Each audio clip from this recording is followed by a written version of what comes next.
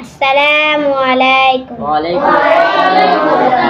হাদিস শরীফ আহলিস দীনাকা ইয়াফিকাল আমালুল কালিল। হাদিস শরীফের অর্থ তোমার ইমানকে খাঁটি করো, অল্প আমলই নাজাতের জন্য যথেষ্ট হইবে। খায়রুকুম মান তাআল্লামাল কুরআন ওয়া আল্লামা। তোমাদের মধ্যে সর্বোত্তম ওই ব্যক্তি যে কুরআন মাজিদ শিক্ষা করে এবং শিক্ষা দেয়।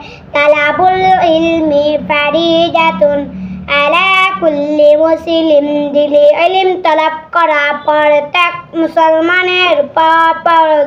আত-তুহুরু শাতরুল ঈমান, পবিত্রতার ইমানের অঙ্গ। মিফতাহুল জান্নাতিস সালাহ, নামাজ বেহেশতের চাবি।